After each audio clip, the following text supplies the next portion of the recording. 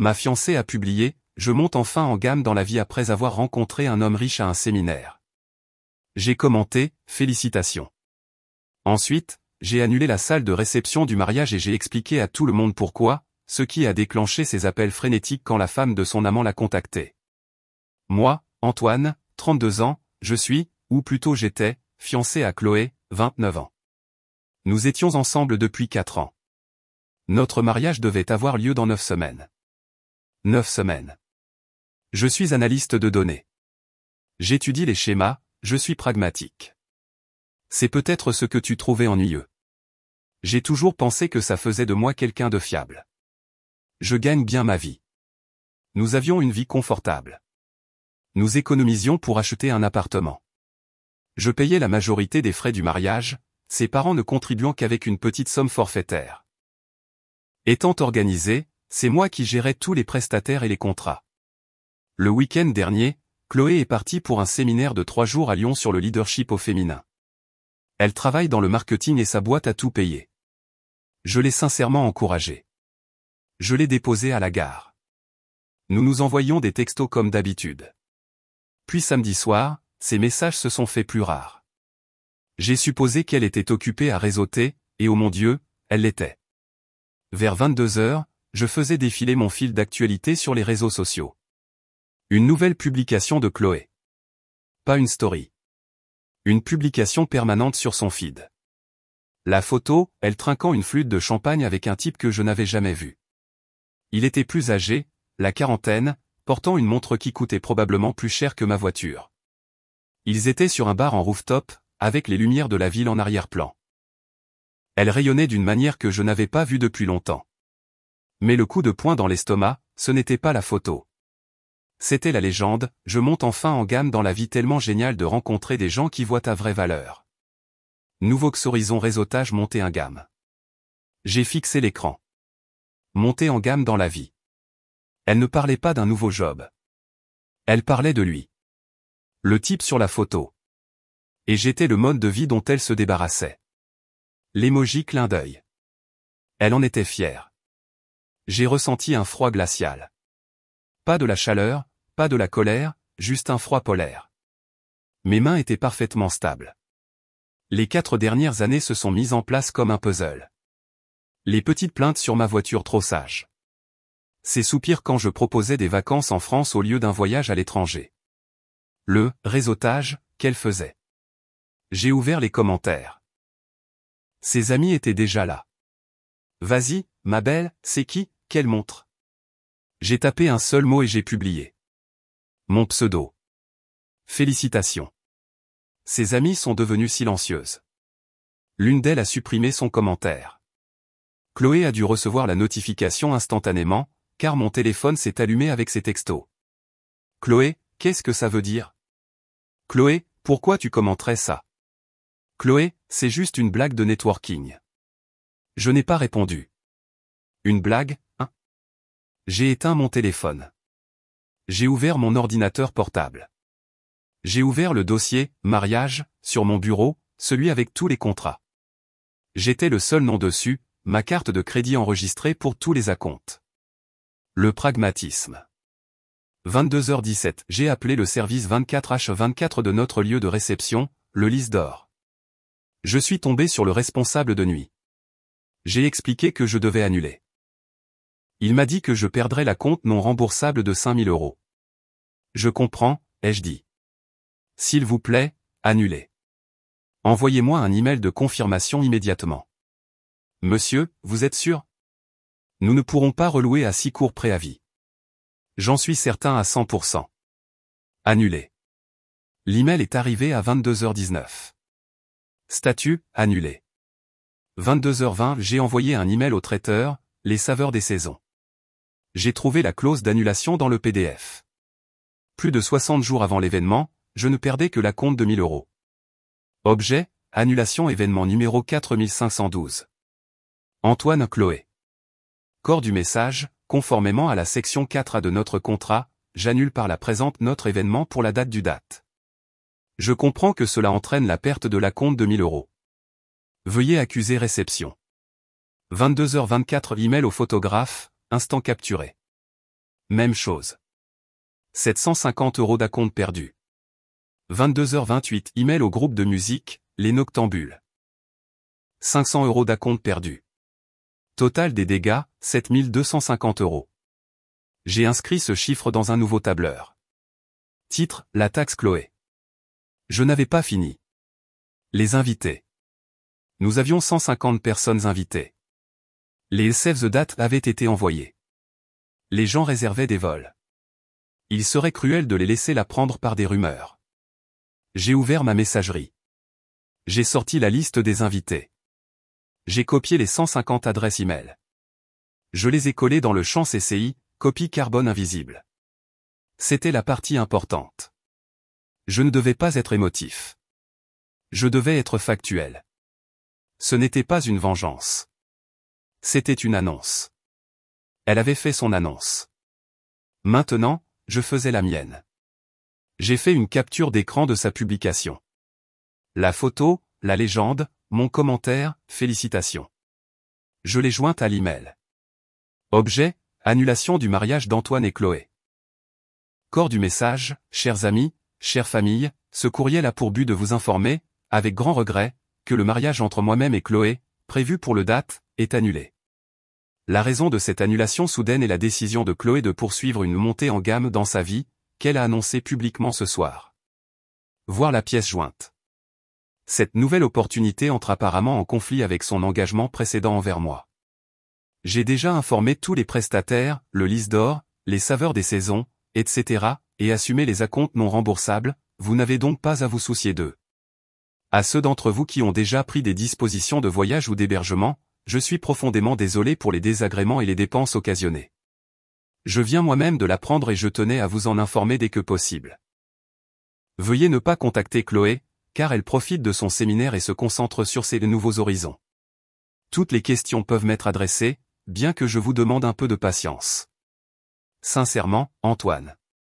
Mon doigt a plané au-dessus du bouton « Envoyer » pendant peut-être 10 secondes. J'ai pensé à l'humiliation, au gâchis, au mensonge. J'ai cliqué sur Envoyer. Puis je me suis déconnecté. J'ai fait un sac avec des vêtements pour une semaine. J'ai pris mon ordinateur, ma brosse à dents et une copie du bail. Notre appartement est à mon nom. J'ai signé le bail 1 an avant qu'elle emménage. Elle n'est pas dessus. Elle me verse une part convenue chaque mois, mais ce n'est pas un loyer. C'est juste une contribution. Je suis sorti, j'ai verrouillé la porte et j'ai conduit jusqu'à chez mon ami Benoît. Je suis arrivé vers 23h30. Il a ouvert la porte, a vu mon visage et mon sac. Mec, qu'est-ce qui s'est passé? On dirait que tu as vu un fantôme. Un peu comme ça. Je peux squatter ici? Je viens d'annuler mon mariage. En disant ça, j'ai rallumé mon téléphone. Juste pour voir. C'était une explosion nucléaire. 19 appels manqués de Chloé, 8 de sa mère, Diane, 3 de sa témoin, Léa, et plus de 50 textos.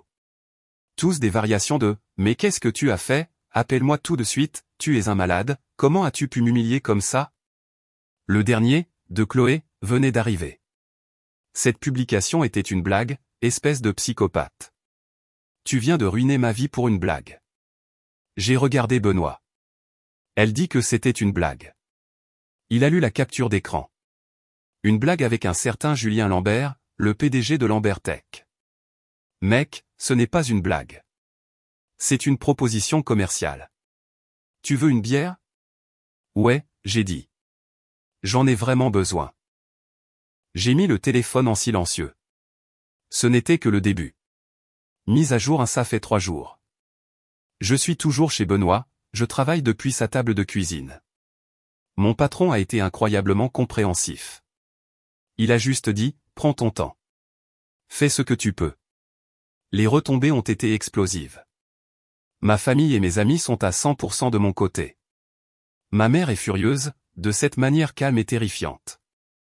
Mon père a juste dit, mon fils, ces 7250 € sont le meilleur investissement que tu feras de ta vie. Benoît a été un roc, filtrant les appels et s'assurant que je mange. Du côté de Chloé, c'est une autre histoire. Un cours magistral de déni et de sentiment de droit. D'abord, il y a eu l'attaque de sa témoin, Léa. Elle m'a envoyé un long texto incendiaire. Je n'arrive pas à te croire. Tu es l'homme le plus toxique, manipulateur et peu sûr de lui que j'ai jamais rencontré. Chloé a fait une petite blague. Peut-être un peu de mauvais goût, mais elle était juste excitée de réseauter. Et tu réponds en pulvérisant sa vie entière, en envoyant ça à ses grands-parents? Tu es un monstre, Antoine. Elle est dévastée. Tu as fait exploser une relation de 4 ans parce que tu ne supportes pas qu'elle réussisse. J'étais fatigué. J'ai juste répondu, la blague était avec un PDG marié, Léa. Tu vas l'aider à payer sa moitié des 7250 € d'acompte perdu? Je t'envoie la demande Lydia tout de suite. Elle m'a bloqué, mais j'ai bien envoyé une demande de 3625 € à elle et à Chloé. Elle est toujours en attente. Puis est venue la mère de Chloé, Diane. Elle n'a pas envoyé de texto. Elle a appelé sur le téléphone de Benoît. Chloé a dû lui donner le numéro. Benoît, que Dieu le bénisse, me l'a juste tendu. Antoine. Antoine. Enfin. Tu dois arrêter ça tout de suite. Moi, arrêter quoi, Diane? Il n'y a plus rien à arrêter. C'est fini. Diane, tu dois envoyer un autre email. Tu dois te rétracter. Dire à tout le monde que tu as mal compris. Que tu étais sous le coup de l'émotion. Tu as humilié ma fille. Tu as humilié ma famille. Moi, Diane, Chloé a publié une photo avec un autre homme en se vantant de sa montée en gamme. C'est elle qui m'a humilié. J'ai juste informé les invités que la fête était annulée. Diane, c'est une jeune femme. Elle s'emballe. Cet homme, Julien, est un mentor très important. Elle célébrait juste ses nouvelles opportunités. Tu as probablement ruiné ça pour elle aussi, maintenant. Tu as pris ces mots et tu les as tordus pour en faire quelque chose de laid. Moi, la seule personne qui pense que monter en gamme dans la ville est un terme de mentorat, c'est vous, Diane. Je suis désolé que ce soit embarrassant pour vous, mais ce n'est pas moi qui ai trompé. Diane, elle n'a pas trompé. Tu ne le sais pas. Tu n'as aucune preuve. Tu es juste mesquin. Tu l'as punie d'être ambitieuse. Tu as toujours essayé de la freiner. Moi, vraiment? C'est pour ça que je payais 80% de son mariage ambitieux? J'en ai fini avec cette conversation. Au revoir. J'ai raccroché. La phrase sur le fait de la freiner. Celle-là m'a fait mal. Tout ce que j'ai fait, c'est essayer de construire une vie avec elle. Mais l'événement principal, le clou de ce désastre, a eu lieu hier soir. Vous voyez cet email que j'ai envoyé, celui avec les 150 invités en CCI? Je ne savais pas qui était sur la liste, j'ai juste copié-collé. Eh bien, un vieil ami du travail de mon père, un type nommé Marc, m'a répondu, juste à moi. Antoine, c'est horrible. Je suis vraiment désolé. Je dois te dire quelque chose. L'homme sur la photo, Julien Lambert, je connais sa femme, Éléonore Lambert. Ils habitent dans mon quartier. Ils sont ensemble depuis le lycée. Pour autant que je sache, ils ne sont pas séparés. J'ai pensé qu'elle devrait savoir. Je lui ai transféré ton email. La capture d'écran, ton explication, tout. Je suis désolé si j'ai outrepassé mes droits, mais ça me semblait la bonne chose à faire. Mon cœur battait la chamade. Outrepasser ses droits. Cet homme méritait une médaille. Je n'ai pas eu à attendre longtemps. Vers 21h, mon téléphone a sonné. C'était Chloé. J'avais bloqué son numéro, alors elle appelait depuis le téléphone de l'hôtel. J'ai décroché. Je voulais entendre ça. Moi, allô? Chloé, hystérique, pas en pleurs, en hurlant, Antoine, qu'est-ce que tu as fait? Qu'est-ce que tu as fait? Moi, je ne suis pas sûr de comprendre. J'ai annulé le mariage. J'ai envoyé un email. J'ai été assez clair. Chloé, sa femme a appelé la chambre. Elle a appelé la réception de l'hôtel et a exigé qu'on la mette en communication avec son mari et sa maîtresse. Moi, c'est direct. Chloé, ne sois pas suffisant. Elle connaissait mon nom. Elle était au courant de la publication. Elle a dit qu'elle avait reçu un email. Ton email. C'est toi qui le lui as envoyé? Moi, je l'ai envoyé à la liste des invités, Chloé. L'un d'eux la connaît. C'est toi qui as affiché ta liaison sur un forum public. Tu pensais que personne ne le découvrirait? Tu avais même identifié son nom dans la publication originale avant de la supprimer. Chloé, il m'avait dit qu'il était séparé. Il a dit que c'était juste une formalité juridique. Il a dit qu'elle était difficile. Il m'a menti. Moi, donc, tu passes d'un analyste fiable à un PDG menteur. Et tu es en colère contre moi parce que sa femme l'a découvert. Tu es incroyable. La voix de Chloé se brise. Elle sanglote. Elle est en train de bloquer ses cartes. Il est au téléphone avec sa banque. Il hurle. Mon vol de retour est demain. Il l'a réservé avec sa carte. Antoine, je ne sais pas si mon billet est toujours valable. Il me rejette la faute. Il a dit que j'ai ruiné sa vie. Moi, c'est tragique.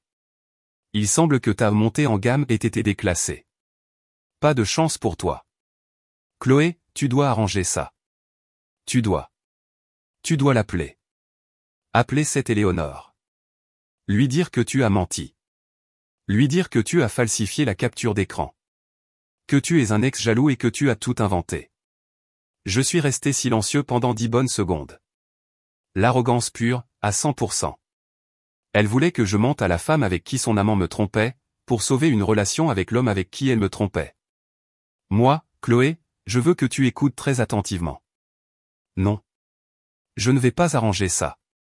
Tu as créé ce pétrin, tu t'y vôtre. Et en parlant d'arranger les choses, j'ai arrangé notre appartement. Chloé, quoi? Qu'est-ce que tu veux dire? Moi, je veux dire que tu n'es pas sur le bail. Tu ne l'as jamais été. Quand tu rentreras de ton voyage de réseautage, tu constateras que ta clé ne fonctionne plus. J'ai déjà fait changer les serrures. Chloé, tu ne peux pas faire ça. Mes affaires sont là, mes vêtements, mon ordinateur. Moi, tout est en train d'être emballé en ce moment même. J'ai engagé une société de déménagement. Tout sera placé dans un box de stockage de 5 mètres carrés. J'ai payé le premier mois. La clé et l'adresse du box seront envoyées par la poste à l'adresse de ta mère. Après 30 jours, la facture est pour toi. Chloé. Un silence de mort. Antoine. Moi, je ne te parlerai plus jamais. Tu veux une montée en gamme. Tu veux de nouveaux horizons. Va les trouver. Adieu, Chloé. J'ai raccroché. J'ai bloqué le numéro de l'hôtel. Benoît m'a juste regardé. Un box de stockage? Un box de stockage, j'ai confirmé. C'est la solution pragmatique. Il a hoché la tête. Mec, c'est glacial. Et assez magnifique. Je ne me sens pas magnifique. Je me sens vide. Mais je me sens aussi libre. Maintenant, je dois juste gérer l'arrivée inévitable d'elle et de sa mère à ma porte. Mise à jour finale, ça fait 1 mois. La poussière est retombée, mais pas avant un dernier champignon atomique d'arrogance. Je suis retourné à mon appartement environ 1 semaine après la dernière mise à jour. Les déménageurs avaient fait leur travail. L'endroit semblait stérile. Tous ces petits bibelots, ces 50 coussins, ces bougies parfumées, tout avait disparu. Il n'y avait plus que mes affaires. C'était calme. J'ai passé la première nuit assis en silence. C'était à la fois affreux et un immense soulagement. La confrontation que j'attendais a eu lieu 3 jours après mon retour. L'interphone a sonné. J'ai regardé la caméra. Chloé et sa mère, Diane. Elles avaient l'air terribles. Les yeux de Chloé étaient bouffis. Diane semblait avoir vieilli de 10 ans. J'ai appuyé sur le bouton pour parler. Moi, vous n'êtes pas censé être ici. C'est une violation de propriété. Diane, collant son visage à la caméra, Antoine, écoute. Tu ne peux pas la jeter à la rue comme ça. C'est inhumain. Moi, elle n'est pas à la rue. Ses affaires sont en sécurité et assurées dans un box de stockage climatisé. La clé a été livrée à votre boîte aux lettres par courrier recommandé il y a 3 jours. J'ai le reçu. Chloé, bousculant sa mère, en sanglots, Antoine, s'il te plaît, laisse-moi entrer. On doit parler. Juste 5 minutes. Moi, nous n'avons rien à nous dire, Chloé. Je t'ai tout dit lors de notre dernier appel. Chloé, j'ai fait une erreur. Une horrible, horrible erreur. Tu avais raison. C'était un menteur. Il m'a laissé tomber. Il m'a abandonné au séminaire. J'ai dû acheter mon propre billet de retour avec une carte de crédit. Sa femme est. C'est un requin. Il me rejette la faute pour tout. Je n'ai nulle part où aller. Chez ma mère. Je ne peux pas y rester. S'il te plaît, je t'aime. Je n'ai jamais aimé que toi. Le désespoir suintait d'elle. Sa montée en gamme avait été saisie. Moi, tu n'as pas fait une erreur, Chloé. Tu as fait un choix. Tu as misé notre relation de 4 ans sur un week-end avec un type riche. Tu as parié et tu as perdu, de façon spectaculaire. Ce n'est pas une erreur. C'est juste toi qui es une mauvaise joueuse. Diane, comment oses-tu? Après tout ce qu'elle a fait pour toi, après qu'elle t'ait soutenu dans ta vie ennuyeuse. Tu lui dois bien ça. Tu lui dois réparation pour l'humiliation que tu lui as causée. Tu lui dois un atterrissage en douceur. Moi, lui devoir quelque chose? J'ai perdu 7250 € d'acompte non remboursable. On peut appeler ça les frais d'humiliation. Je t'ai envoyé la demande Lydia pour ta moitié, Chloé. Elle est toujours en attente. Chloé, je te rembourserai. Je te le jure, je trouverai un travail, je te paierai. Laisse-moi juste rentrer à la maison. S'il te plaît, Antoine. Il fait froid dehors. Ne me fais pas ça. Il faisait, pour information, une température très agréable de 18 degrés. Moi, non. La réponse est non. C'est mon appartement. Tu n'es pas ma fiancée. Tu n'es pas mon problème. Toi et ta mère devez quitter la propriété. Si vous sonnez à nouveau ou si vous êtes encore dans le hall dans 3 minutes, j'appelle la police. J'ai relâché le bouton. Je les ai regardés sur la caméra. Diane était furieuse. Elle criait après l'interphone. Chloé s'est juste effondrée. Elle s'est assise sur les marches et a fondu en larmes de la manière la plus laide qui soit. Diane a essayé de la relever. C'était pathétique. Après quelques minutes de plus où Diane a martelé le bouton, que j'ai ignoré, elles sont finalement parties. C'était la dernière fois que je les voyais. Maintenant, les conséquences. La partie justice. Ce n'est pas aussi net qu'on pourrait le penser, mais c'est définitif. Pour Julien, Éléonore Lambert, sa femme, est bien un requin. L'ami de mon père, Marc, m'a tenu au courant. L'email que j'ai envoyé avec la capture d'écran était la preuve finale et irréfutable dont elle avait besoin pour activer une clause d'infidélité très agressive dans leur contrat de mariage. Julien est en train de perdre sa résidence principale, une énorme partie de ses stock options et sa réputation. Il a été contraint de prendre un congé sabbatique de sa propre entreprise. Il est toxique. Pour Chloé, c'est le gros morceau. Elle a bien perdu son emploi, mais pas parce que je les ai appelés. Je n'en ai pas eu besoin. Son entreprise était l'un des sponsors du séminaire sur le leadership au féminin. Sa publication sur les réseaux sociaux, qui identifiait le séminaire, a été vue par ses supérieurs. Le scandale de son réseautage avec le PDG d'un autre sponsor majeur et l'explosion qui a suivi les avocats d'Éléonore sont redoutables et ont passé des appels aux deux entreprises ont fait de Chloé une responsabilité radioactive massive. Ils l'ont licenciée pour faute grave, citant une violation de leur politique sur les réseaux sociaux et une conduite indigne d'une représentante de l'entreprise. Donc, Chloé est maintenant au chômage. Elle vit dans sa chambre d'enfant chez ses parents. Sa montée en gamme, c'est un lit, une place et la cuisine de sa mère. Léa et ses autres amis l'ont apparemment laissé tomber. Personne ne veut être associé à un tel désastre. Pour moi, je ne suis pas un héros. Je suis juste un type qui a évité un missile. Je l'attaque en justice pour récupérer les 3625 €. Ce n'est plus une question d'argent. C'est pour le tableur. C'est le principe. La taxe Chloé doit être payée. Mon avocat, que j'ai engagé pour cela, dit que c'est une affaire gagnée d'avance. Elle ne paiera probablement jamais, mais un jugement contre elle la suivra partout. Émotionnellement, je vais bien. Je suis en thérapie. C'est étrange de faire le deuil d'une relation qui s'est terminée parce que l'autre personne était juste horrible. On n'est pas seulement triste, on est embarrassé. Je ne cherche pas à rencontrer quelqu'un. Je ne vis pas ma meilleure vie. Je vis, tout simplement. Je lis plus. Je vois mes amis. Je réapprends à connaître mon appartement. C'est agréable de ne pas avoir 50 coussins sur le lit.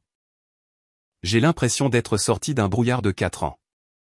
Le commentaire sur la montée en gamme a été la chose la plus cruelle, mais aussi la plus gentille qu'elle ait jamais faite pour moi.